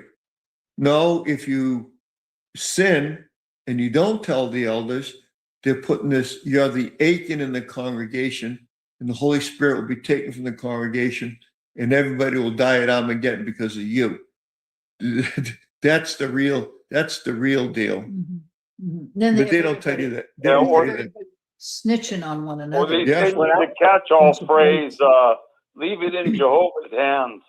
Yeah. Oh yeah, that's When they don't have an answer, that's their excuse. when the elders don't want to deal. Yeah. Well, with something, I'm wondering, right? you guys, what I'm wondering, you guys, is when this court case comes up next month, what if Watchtower wins that? What happens then? Oh, then it's going to embolden them. Oh, Yeah. it's going to embolden them. Yeah. That is a Everybody's possibility. watching. You I mean, can. I'm that's not for going to sure. Watchtower at all, but I'm saying, that could happen. I mean, the Supreme Court could just agree with Watchtower. You're right. Got a good point. What they're doing is they're trying to hedge their bets on this one. What they're saying now is, if somebody goes to the Kingdom Hall, we'll talk to them. If they're disfellowshipped, you're talking Yeah, about? if they, Rich? this is all about shunning and Yeah, disfellowshipping. okay. Okay. So if you walk into a Kingdom Hall, they can say, Brother Borghi, it's good to see you. But it looks like they're taking a step in the right direction before you walk into a Kingdom Hall and you're disfellowship. Nobody can talk to you except an elder, you know? Elder and his wife. And all they say is hello. Nice to see you. Not now, but Yeah. back in the day before this Oh, back in the day, no, this no rule one. came out 11 days after they got a reprieve on the court rendering. So Yeah. they said, well, we can talk to them. I mean, we don't not talk to them, but all it was is just to say hello. Yeah.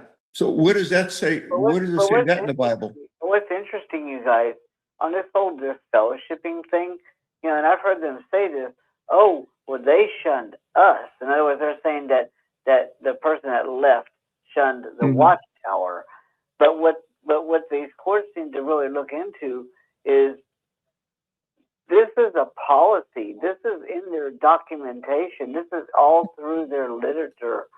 All through their literature. I mean, everywhere through it. All in different watchtowers all over the place. It's all the way through their religion that if you talk to a disfellowship person, you risk being disfellowshipped yourself. So that's right. Of course, Watchtower's going to say, well, they disfellowshipped us. We didn't disfellowship them. But that's a lie because it's all in their literature. I mean, it's all throughout there. It's all in their videos. Even the videos they took down. Okay, big deal. They took it down. But guess what? That video is still out there. It's still on the internet. It's still, just because they took it off of jw.org doesn't mean it ain't still out there. If they really think that because it's off of jw.org and that nobody else can see it, they've got a lot of thinking to do, because that video, that shunning video, is on YouTube. It's all over the place, and it's out there. So what they lie about, they can't really continue lying about, because it's all out there. Everybody's got it. Everybody's got that information. So that's right. They can't lie about it. Even though they try to say, well, they shunned us. Nope. It's in their rule books. It's printed material. They got it in their printed material about what disfellowshipping is. Well, was that, I think you're referring to, Donald, with regards to that young girl, like a teenage girl, maybe 19, 20 to be. She was disfellowshipped, and she had to leave her parents' home, and then she ended up calling her mother, and the mother was at the kitchen. Yeah. And the mother wouldn't pick it up. She would not pick up the phone at all. That And they video think is out that's a loving arrangement. Oh my gosh. Just because they say it's loving, that doesn't make it so. I mean, They said a lot of things. that young gal could have been in serious trouble, and yet How could, I mean, really serious trouble. Yeah.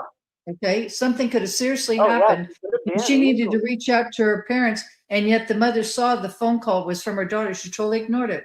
I mean, I don't know how anybody Totally in the ignored world could ever do that to anybody, but especially your own child or anybody I was that you thinking, love with your if family. I could talk to that mother, if I was there at that point when that phone rang, I would have said, "Woman," I said, "how does that sound like Jesus? What you're doing?" I said, "Would Jesus not answer the phone?" I said, "If you're claiming you follow Jesus and you didn't pick up that phone, then you're lying to yourself because you're not following Jesus. Right. Jesus would have That's answered the very phone." true. That's very true.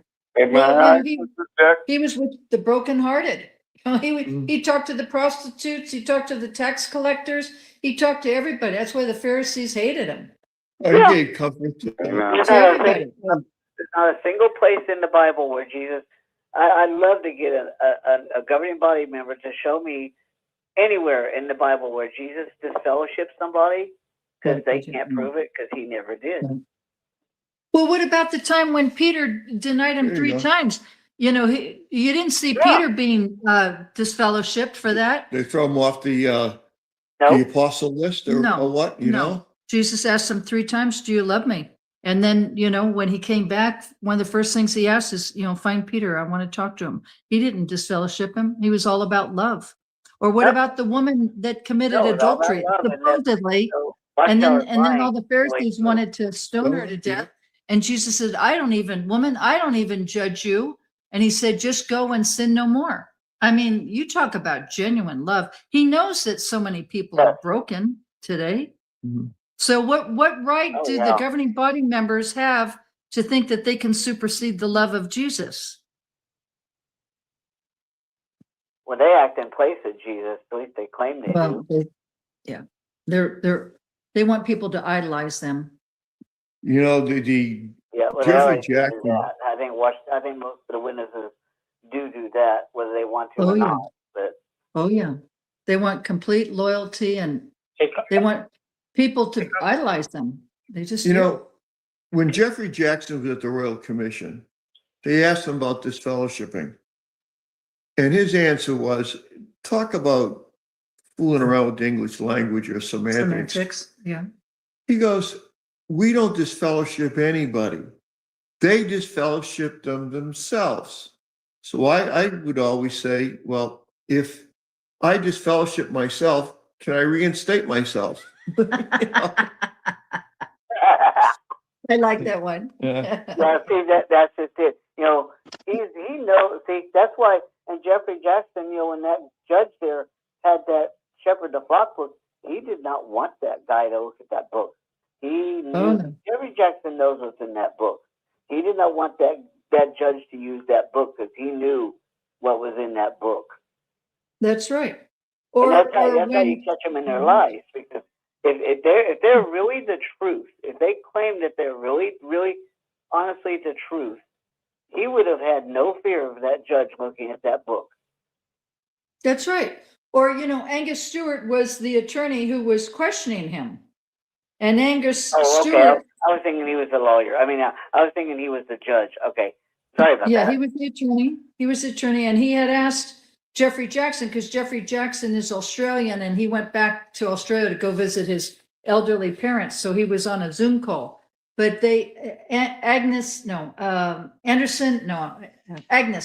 Stewart had said to Jeffrey Jackson about basically, do you think that your organization is the true organization, the one and only true organization from Jehovah God?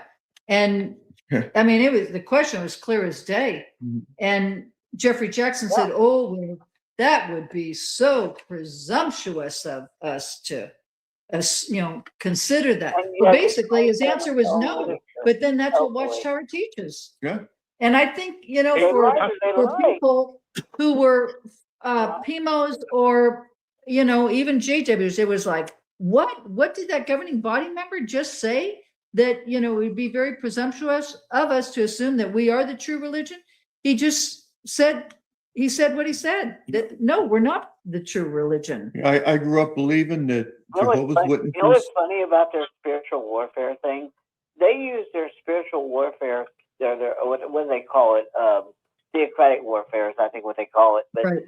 if Right. they were to read their Bible and look back at when Jesus was tempted by Satan for the 40 days that he was in the wilderness, Yeah. when Satan and Jesus got into it over each other, Jesus used scripture. Jesus didn't lie to Satan. And, Satan mentioned scripture. Jesus told him scripture back. Jesus didn't have to lie. He told him the truth completely. Right.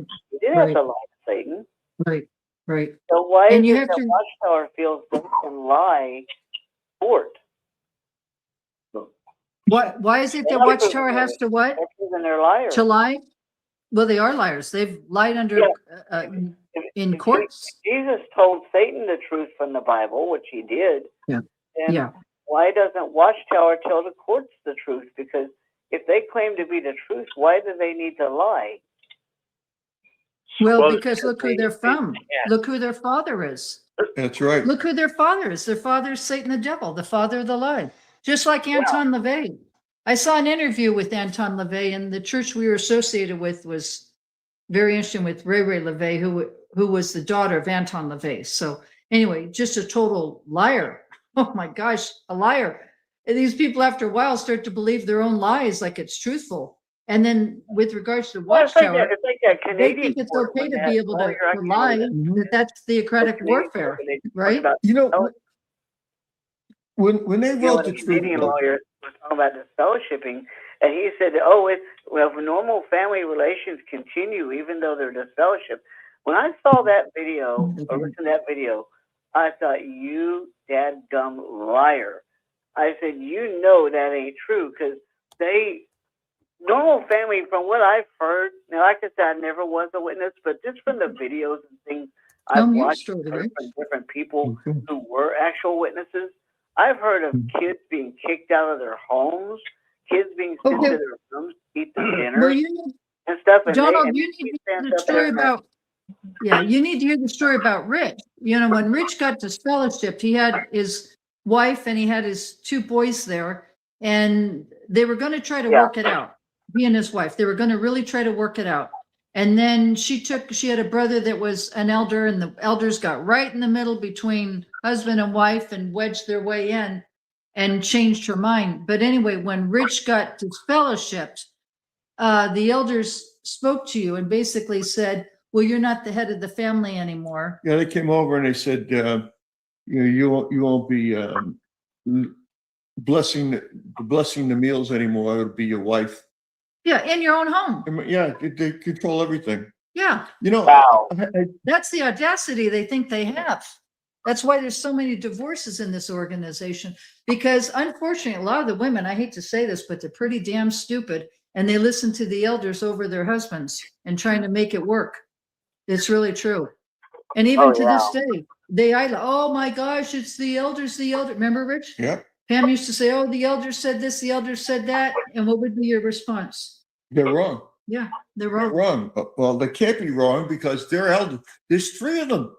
3 elders. They can't be wrong.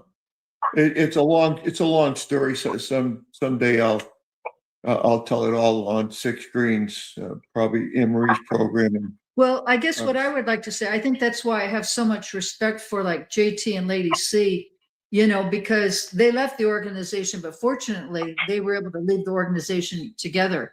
It wasn't as if their marriage ended up in divorce because, the wife listened to the elders, and then the husband's wants to leave or was disfellowshipped or disassociated or whatever, Watchtower has no boundaries. They have no problems getting right in the middle between a husband and wife and the family, destroying it. Okay. See, those That is totally wrong. those elders are not marriage No, counselors. they're not. They're They're not. They just go by Shepherd the Flock book.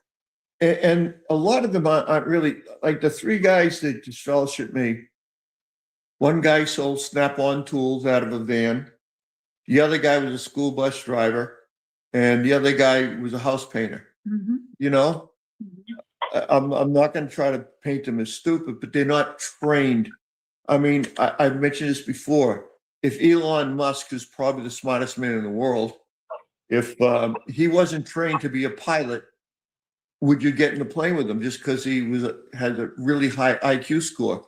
He would have no training as a pilot. You'd probably end up, you know, on a mountainside somewhere. Right, right. Yeah. So there's Hey, that Constance. status. Yes, hello. Constance, can I answer that question as to why Watchtower can't tell the truth? And it's real simple. Do you I'd remember love to hear it. the Bible story? Do you remember the Bible story when the demons were trying to praise Jesus as they were being expelled from the animals? Yeah. He was expelling the demons from the animals or from the humans. And when they were trying to praise Jesus, he silenced their voice so that way the humans could not hear any praise coming from a demon. You see, the demons are not when you understand that you're not just a human being, that you're more than a human being, and you're a spirit, you realize it, you come to understand that, oh, now it all makes sense. Watchtower can't tell the truth. Just like a demon cannot praise Jesus, a liar, a consummate liar like the Watchtower, are forbidden from ever, because they've abandoned that realm. They've crossed the line. You know how your parents, your dad says, don't cross that line, son. Well, yeah, they crossed the line. And Connie, the last thing I was going to tell you is you brought up that Bible text about Jesus telling Peter, do you love me? Yeah. And this is just a real quick story. I actually learned this in elder school, but if you actually read the account on Bible Hub, it's real simple. Jesus asked Peter, and this is why a good Bible translation is very helpful, like Bible Hub, because Jesus says to Peter, do you have agape for me, God-like love? And the language that they used was different than the English language. And then Peter responded, yes, I have philia for you, like the city of brotherly love, Philadelphia. I have philia for you. Like Philadelphia. And so Jesus says, so the second time Jesus says, Peter, do you have agape for me? And Peter says, yes, you know all things. You know I have brotherly affection for you, philia. But the third time, Jesus says, Peter, do you have brotherly affection towards me? And that's why Peter got sad and wanted to cry, because he knew he didn't really love Jesus. And the reason I bring out this point is because I was showing Nadine a video of the president of El Salvador, Bukele, and he shows everybody, when a government really cares about their people, they can fix the problem. And he does. He shows people how he fixes problems. And I go, so the reason the Watchtower has these problems is they don't know how to love. They say, oh, love. No, you don't know how to love. If you really love, you fix. They have problems and they expel people from Watchtower, elderly, all the things that we talk about. But you could always boil it down to an act of love. They have no love. No, they don't. And that's what Peter, on the third time, he cried. So that's the beautiful story about that part of that people don't. Peter didn't get sad that Jesus asked him a third time. Peter got sad because he had abandoned Jesus in his moment of need. He wasn't there for him when they were killing him. So once you realize that you say, I really don't know how to love. You're an apostate, and you can say that. A Jehovah's Witness can't. See, they're under the illusion that they're not idolaters. They don't know how to love. They don't admit that they're sinners. But the apostates, we openly confess our sins. We admit that we're bad people. But at least we know that we're trying to get out of the hole that we're in. The Jehovah's Witnesses, they're in the toilet and they think that this is paradise, best life ever. No. So that, I hope that explains, why Watchtower can't tell the truth. They don't love. They're incapable. They have been forbidden. And excellent and point, when you Gilbert. realize that you're not a human, you get it. Well, honey, you bring up so many good points. I mean, really, really good points. I really appreciate it. When it comes to Anton LaVey, I'm from San Francisco. Anton LaVey was the one that started the Church of Satan in San Francisco. Okay, he was huge. He loved Aleister Crowley, and he followed Aleister Crowley, who was, before him. but Anton LaVey was a pedophile. Okay, he was a pedophile. He's not a very good person. The church that I went to in California was called Glad Tidings, and I've shared this story. But Anton LaVey had a couple of daughters, and Ray Ray was one of his daughters, and they basically, they meaning Anton LaVey, wanted to have her be the bride of Satan. So there were all these ceremonies that she had to go through as a child from the time she was born until she got older, and she was going to be sacrificed to Satan the devil, as the bride. You can go on YouTube and you can hear the testimony of this. Anyway, she was deeply involved in the occult because of her upbringing from Anton LaVey. Okay, so our pastor was speaking to Anton LaVey for many, many months with regards to this. There was a lot of spiritual warfare, a lot of demonic stuff. But what I wanted to say is Ray Ray now is a true Christian today. But this is the point out that you mentioned, Gilbert, that I wanted to share. Anton LaVey could never, ever say the name Jesus Christ, okay, to Pastor Dave Bryan. He's the one that married us. And he could never, ever say the name Jesus Christ. He would say, JC, your God, but he would never, ever come out and say Jesus Christ. And why is that? Because the name, I get chills. The name is very, very powerful. It's very powerful. And the blood of Jesus is extremely powerful. And the Bible is very powerful. And Anton LaVey knew that, okay? And even Pastor Dave would say, Anton, he said, you can always repent. You can always repent of even all the things you've done. You can always repent and, ask God for forgiveness, and he will forgive you. And Anton, even down to the very, very end, he never, ever did repent. And he used to call Dave Bryan the preacher boy. He says, preacher boy. He'd mock him. Oh, preacher boy. He says, when I die, he says, I'm going to be elevated up in Satan's kingdom. He says, with my God, with Satan, I'm going to be elevated because of all the works that I've done. And Dave would say, really? Really, Anton? He said, the God that you worship is the God of lies and deceit. He says he doesn't tell the truth. And you're basing your whole future on what Satan the devil has taught you. So it was very, very interesting. I wish I could get a hold of Ray Ray LaVey and literally have her come on the show and tell her testimony. It would blow your socks away. But Anton LaVey did die. He tried very, very hard to capture his daughter, Ray Ray LaVey. And Dave and his wife, Cheryl, had kept them, and everybody was praying like spiritual warfare and everything. But let me tell you, Anton LaVey was he wasn't just somebody who believed in Satan and worshiped Satan the devil. He was a pedophile, okay? And I have said this before, and I know Pixie doesn't agree with me, but I'm speaking the truth. He had sex with, let's see, Carla. He had Carla. What was the other daughter's name? There were three of them. He had sex with one of the daughters, and Taylor Swift is the child.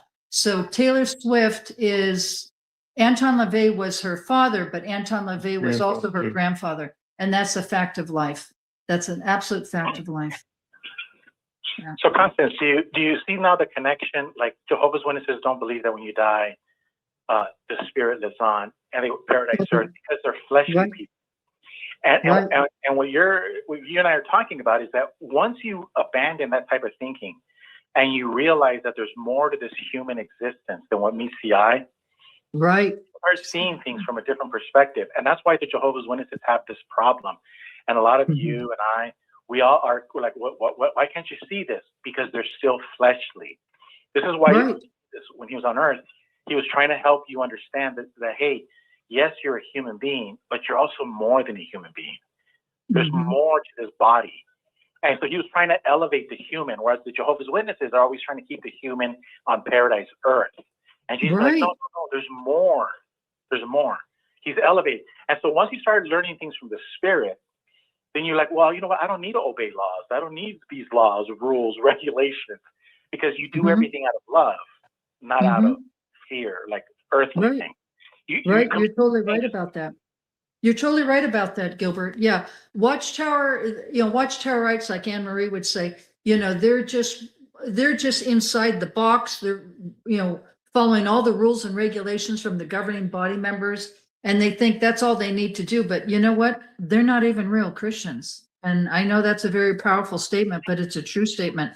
They teach a false gospel. Those people, they think that they're going to make it to a paradise earth. It's the farthest thing from them because they teach a Oh false yeah, they are teaching a gospel. false gospel. Definitely they are. Yeah. And, we're trying to help people in a very loving way because, wouldn't it be sad? I mean, really, wouldn't it be sad to be on your deathbed and you're down to maybe just a few hours left to live and you think, oh my God, was this really the truth? It's like that example that I had brought up with my next door neighbor who was a retired ICU nurse. And this was in Auburn, California, where I had lived. And this guy was an elder and he was up in Forest Hill, which was about 20 miles away. It's beautiful. It looks like Lake Tahoe. Anyway, when Mary Ann lived up there, he was an elder that came from the Kingdom Hall and went door to door. And she was very pleasant. Mary Ann was very pleasant. She was Catholic, but she was very kind. And she was open to listening to the witnesses. But, after a while, she says, okay, I got to go. And she started to close the door and he put his foot in the door. Talk about rude. She said, excuse me, sir, you need to remove your shoe out of my door. I need to close the door. Anyway, so fast forward, this JW, I don't know what his name was. I never met him or anything.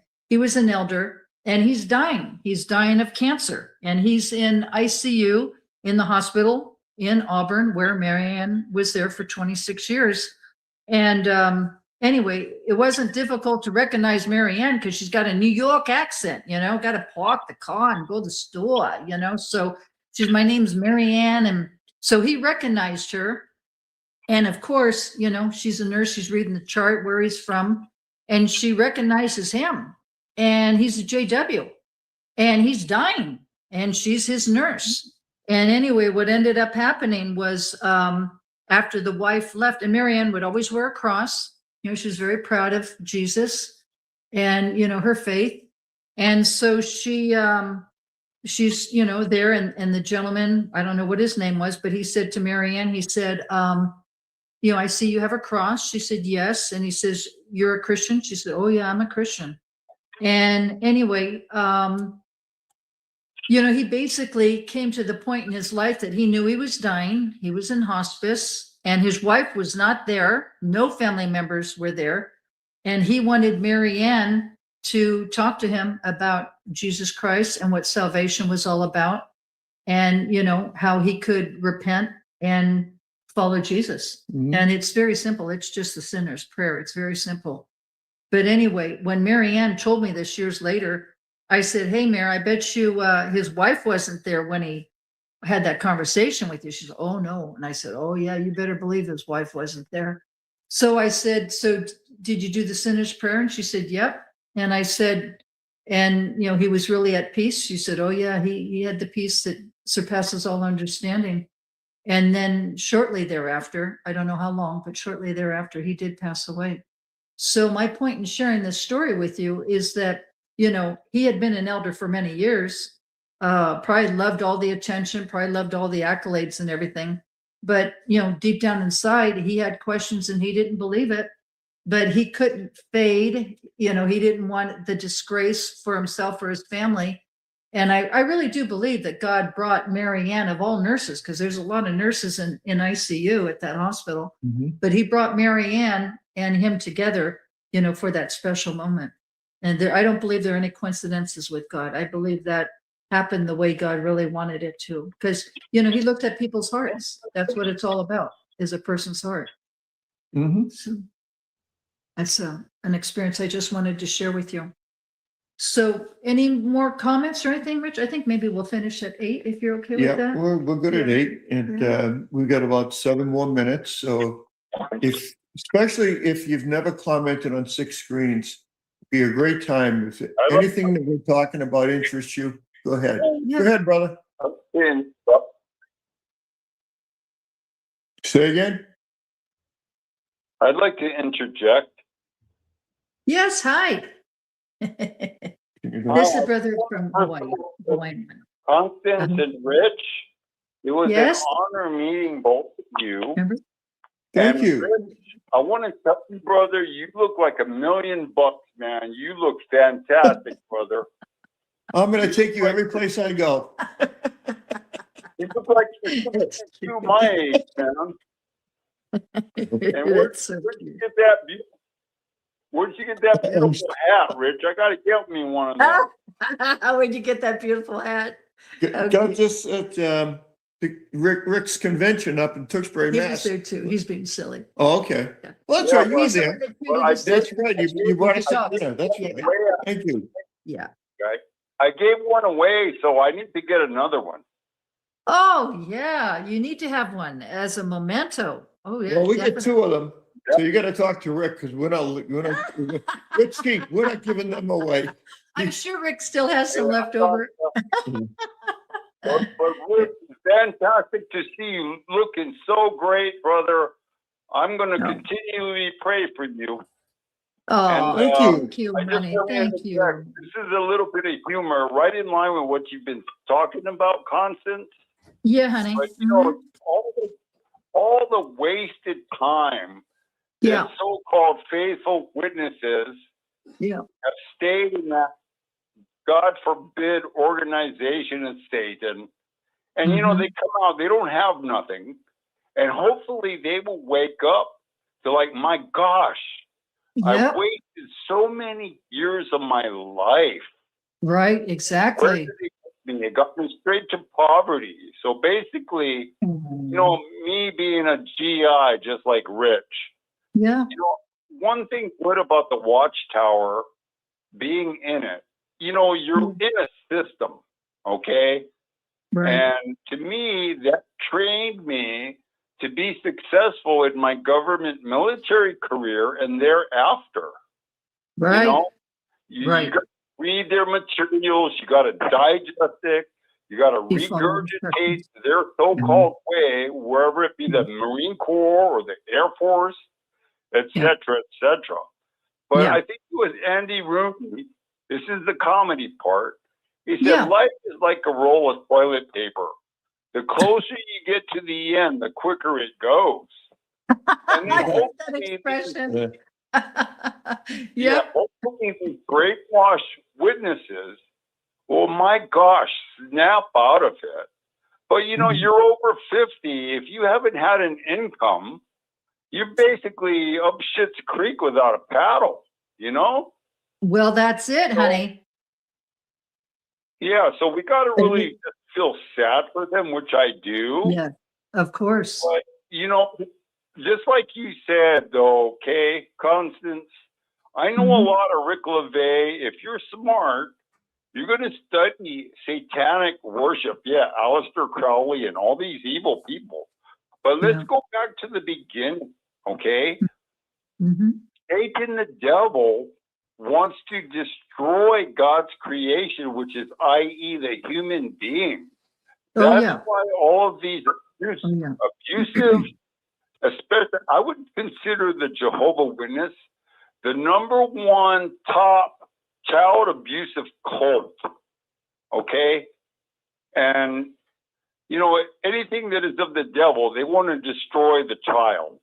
I mean, look how much Satan went after Jesus Christ. Yes. But he's going to go after all of God's children, which is, i.e., us. Right. So Because we're once made in you God's know image. that, Right. Right. Yeah, it's plain to see that Satan, the devil, wants to pervert whatever God's creation is. Right. And Exactly. that goes from the very beginning. Right. So I just wanted to interject that. It's been a great discussion tonight, Constance. Your insights are always keen. And you know what? Again, it was an honor to meet both of you. And keep standing strong for Jesus Christ. Thank you, and being sweetheart. against the throes of the devil. Yeah. Thank Love you, you sweetheart. guys. We love you too, honey. We love you too. And I was just going to say, you know, when you look at the Baphomet, just to prove your point there, brother, when you look at the Baphomet, what a Baphomet, you know, most witnesses they're not familiar with that term. It's a symbol of Satanism. And, you know, Jesus always talked about the sheep or the lamb, right? How meek like they were. Well, the opposite are the goats, right? So the Baphomet looks like, you know, the goat, it has the horns, you know, type in Baphomet, Baphomet. Look it up on Google and they'll show you a picture. And it has the horns, okay, and it has the breast like a woman, has the genitals of a male, okay, it has both. And then in front of that statue of the Baphomet, you'll see a little boy and a little girl, right? So it's very interesting. I mean, it could be no children, it could be maybe, you know, nothing at all, but it has a little boy and a little girl looking up at the Baphomet. And there's a reason for that, because Satan comes to kill, destroy, and steal. And he doesn't care if children are used as, you know, a victim with pedophiles, or if they're sex changed or they're converted, you know, trans, they don't care, because his purpose is to kill, destroy, and steal, and to destroy families. Mm-hmm. Yeah, and Bohemian Grove and the cremation of care, sacrificing an infant. Oh, yeah. Oh, look at Baal worship. That's what Baal worship was all about, was taking the babies, the children, and throwing them into live fire to Baal. Some people pronounce it as Baal. I pronounce it as Baal, B-A-A-L. Some say Baal. It's Baal worship. Okay. And God totally was against that, you know, and it was very serious. The children were sacrificed to this false god Baal. And that's what happens today too. That's what I see. That's what I see in this organization with Watchtower. They're sacrificing these children with these pedophiles because it destroys their lives for the rest of their lives. I was with someone for many, many years who had been sexually abused, not a JW, but let me tell you firsthand, I'm telling you, it destroys a person's life and their psyche. Okay, unless they get some serious counseling, okay, for them to be able to heal from this. And Watchtower is all about covering this up. It's all about the image, and it's absolutely very evil. You know, it's estimated in this country alone, there are 250,000 children that are missing. That's a lot of kids. And nobody talks about it. They talk, oh, gee, you know. That's a lot of children. The gross national product is this, and the Red Sox and the Yankees are doing this, but they don't talk about where's the children? Where's the children? Or, you know, brother, you're originally from Hawaii. I forget which island you said. I mean, Hawaii is just beautiful. But anyway, when Maui had that fire, you know, a couple years back, what were there, 400 kids, Rich? Missing. Just totally gone. Gone. Where'd all those children go when there was that fire in Maui? How did all those children just disappear? Where are they? Okay, what happened to them? I mean, how does that happen? You're not talking about one or two. You're talking about 400 children. Mm-hmm. They just vanished. And as far as I know, they never have found them. Have they, Rich? No. As far as I know. Nobody talks about it. And nobody brings it up. You've got an enormous problem throughout the whole world. Satan is roaming around like a lion trying to devour someone. He's devouring the children. And if you've got a young child like 4 or 5 years old, and he's walking home from school and some sicko snatches him up, your brain is fried. And your wife's brain is fried. Where's that child? What's happening to him? You know? It's devastating, and it's out there, and nobody's talking about it. Well, I'll just mention everybody's talking about it today. Everybody's talking about it today. Yeah, it's how many news stories do you when you watch CNN or Fox or whatever?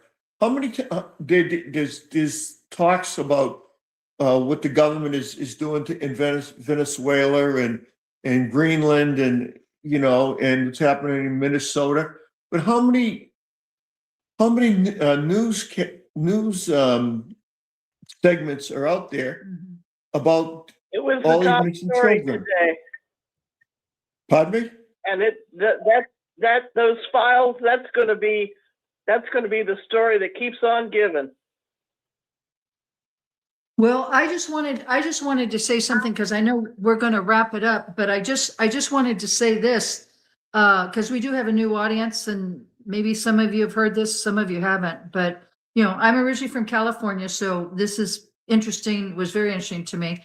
There was a little girl named J.C. Dugert, and she was a cute little girl. She was like, oh man, maybe like 8, 9 years of age, little blonde girl.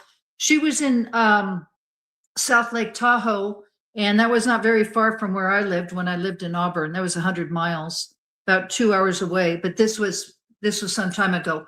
Anyway, she was going to school, and I don't know if it was her mother or her father was, dropped her off and just waiting for the bus to come pick her up. And it's South Lake Tahoe. South Lake Tahoe is just drop dead gorgeous. You got the big ponderosa pine trees. You got the lake. I mean, it's like God's creation on earth. And anyway, like I say, she's about 8, 9 years of age. And so she's there waiting for the bus. And all of a sudden, the parents watching, this van pulls up. This is a true story. This van pulls up, and they open up the slider, where it slides the door. And they reach out and they grab her and they abduct her and throw her into the van. And they just take off. And the parent sees this thinking, oh my gosh, my child, J.C. Dugert, Dugard, as in David. Look that up on Google. It'll tell you the story.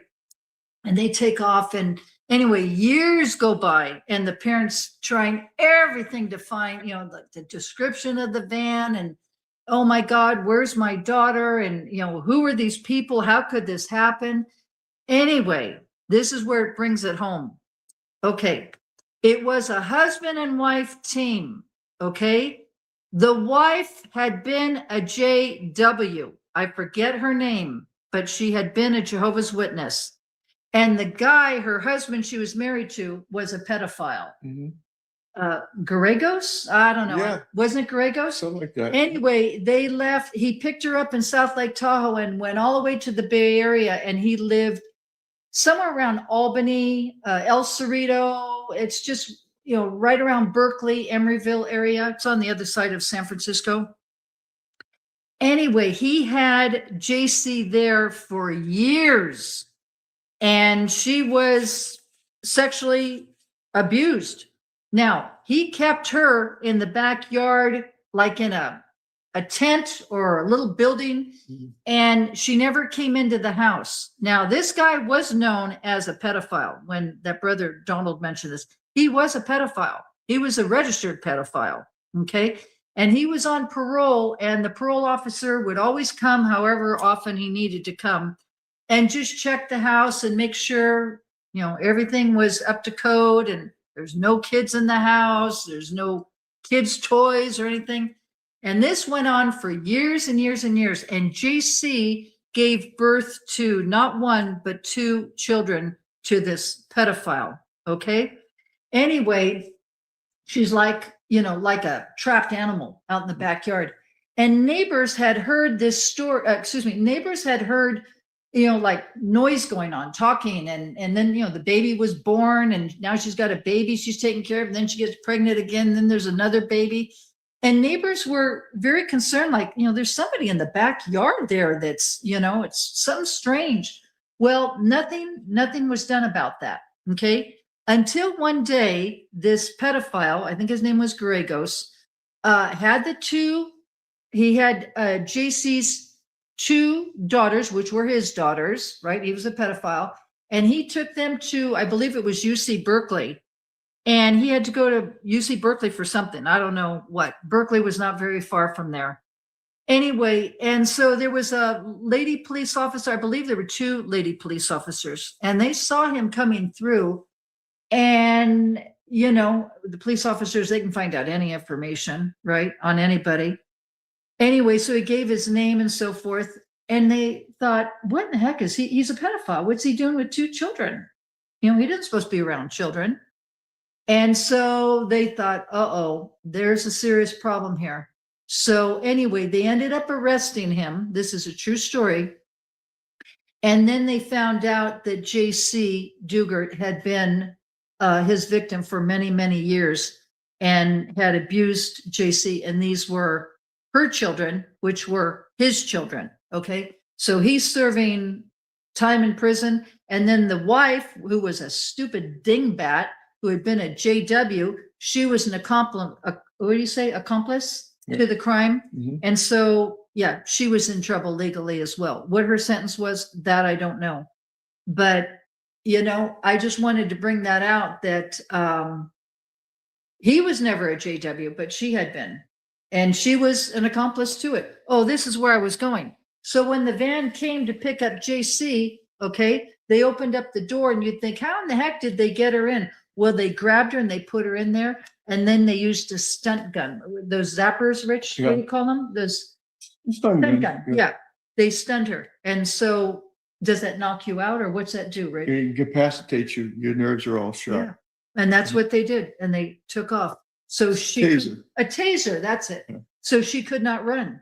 She could not run. And she thought, how come my mother never came looking for me? Well, you know, she was a little girl. She didn't realize that she, you know, had been how many miles away? I mean, it was over 100 miles for sure. From the Bay Area, from where I originally lived to Lake Tahoe was 4 hours. So it was a good 2 hours, I'd say a good 3 hours away. And anyway, she was finally able to hook up with her mom.